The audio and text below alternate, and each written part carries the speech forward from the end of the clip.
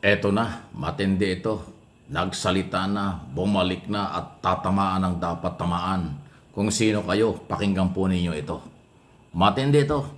Ito po yung Attorney Abante na bagong spokesperson ng Kongreso.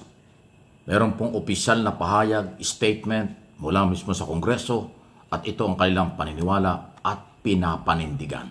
Si Attorney Abante, opisyal na spokesperson ng mababang kapulungan ng Kongreso. Ito ng Kongreso ay simple at malinaw. Maglingkod sa taong bayan, lalo na sa panahon ng pangangailangan. Kaya sa gitna ng paninira at intriga, kami po sa House of Representatives ay naninindigan. Ang pagtulong sa mahihirap ay hindi kailanman dapat ikahiya. Tinawag si Speaker Ferdinand Martin Romualdez na tambalos-los dahil sa kanyang pagtulong sa mga nagugutom, may sakit, at nawalan ng hanap buhay. Kung ang pagtulong sa kapwa ay itinuturing ng iba na kalokohan, mas gugustuhin na po namin matawag na tambalos-los kaysa naman matawag na kawatan dahil sa pagnakaw sa kaban ng bayan. Wow! Ang ayudang ipinagkakaloob sa mahihirap na Pilipino ay may malinaw na proseso, may resibo, at may diretsyong patutunguhan. Hindi ito itinatago, hindi nililihim, at lalong hindi nililipat sa personal na bank account. Ang ayuda nakakarating sa tao, hindi sa bulsa ng iilan. Ang tanong na marami, bakit nagagawa ito ngayon pero hindi nagawa noon? Dahil may leader tayong inuuna ang kapakanan ng mahihirap kaysa sa kapritsyo ng politiko. Dahil may speaker tayong tapat, maingat sa pondo at malinaw ang direksyon.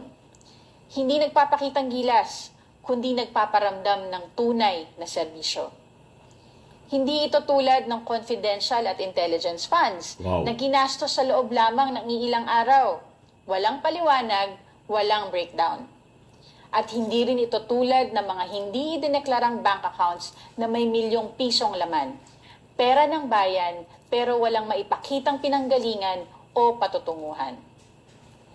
Habang ang iba ay abala sa pag-iikot sa abroad, sa media appearances, at tilang maagang kampanya, si Speaker Romualdez at ang Kamara ay patuloy na nagtatrabaho, naghahain ng batas, nagbabantay ng pondo, at nagdadala ng serbisyo sa mga nangangailangan. Malinaw po, wala sa kilos, pananalita, o gawain ni Speaker Romualdez ang pagtakbo sa 2028. Hindi siya nagpapakita sa media para magpasikat. Wala siyang press con para magpabango. Hindi rin siya gumagamit ng TikTok or vlogs para magpa-cute. Ang inuuna niya, serbisyo, hindi sariling interes. At higit sa lahat, si Speaker ay kilala sa paggawa ng mga desisyong mahirap at hindi palaging popular. Ganyan ba ang may plano sa 2028? Dahil kung iniisip mo ay eleksyon, hindi mo gugustuhin masaktan ng iba para lang magpatupad ng tama. At ito po ang tanong. Di ba kayo nagtataka kung bakit pilit nilang pinupuntirya ang isang taong sinasabi nila hindi naman lumalabas sa survey bilang kandidato sa 2028? Baka naman ginagamit lang nila si Speaker para mambastos, para magpatawa, o para magpakitang tao sa publiko. Kung may checklist ng pagiging presidentiable, mukhang may ilan pong gustong makaperpekto. Pero si Speaker, wala sa checklist. Nasa trabaho. Mahalaga ang respeto sa kapwa lingkod bayan. Pero mas mahalaga ang pagrespeto sa katotohanan at sa pera ng taong bayan. Mabigat po ang mga personal na banat. Pero mas mabigat ang mga isyong kinakaharap natin ngayon. Katiwalian, kapabayaan, at maling paggamit ng pondo. Kaya sa mga patuloy na naninira, habang abala kayo sa pagpapatawa at pagpapalusot, kami po ay abala sa trabaho.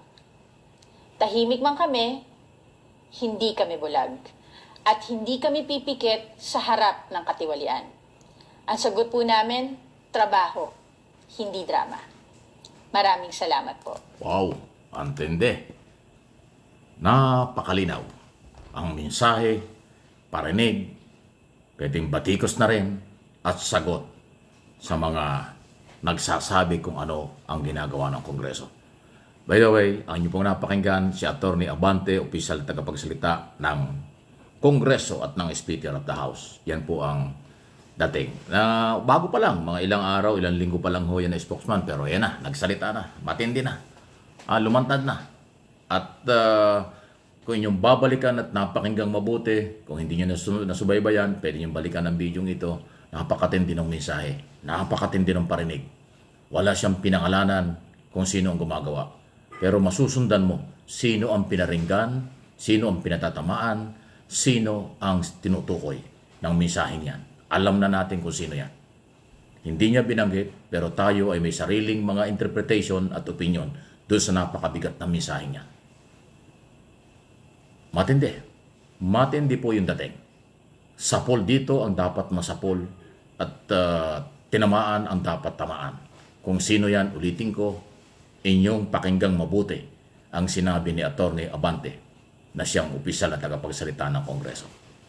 Kung ano ang tahimik at ibang mga maging professional ng mga statement ng ibang mga mambabatas at ng Speaker of the House, pero itong nakuhang bagong tagapagsalita, direct to the point. Hindi man niya pinangalanan, pero tiyak na alam nyo at makikilala nyo sino ang kailang pinaringgan, anong grupo ng politiko, sinong personalidad, sino yung gumagastos daw na parang kawatan, sino daw yung travel. Ay, di ba? Ganyan po yan. Linaw. Malinaw pa sa sikat ng araw ngayong kahit na tag-ulan na. Ang mensahe ng matindi. Para sa inyo yan, kung kayo yun. Kung hindi naman, relax lang kayo. Pero siyempre, merong sasagot at sasagot dyan. At ang sasagot dito at babatikos dito, malamang yun na yun, tinutukoy. Kapartido, tagapagtanggol o kakampi nung pinaringgan, sinasabihan o posibleng merong kinalaman sa sinabi ni Atty. Abante, tiyak na magre-react sila. Abangan natin ito. Umpisa na ito.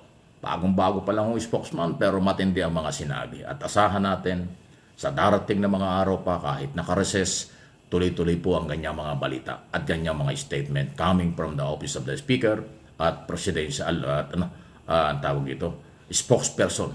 Okay? Parang ano ito, Attorney Claire sa Malacanang, spokesperson, Communication Undersecretary. Ito naman, Attorney Abante. Diba? Ang mga abogadong babae ito na may mga tapang, talino, galing at hinaharap ang mga isyu. Yan ang kailangan natin.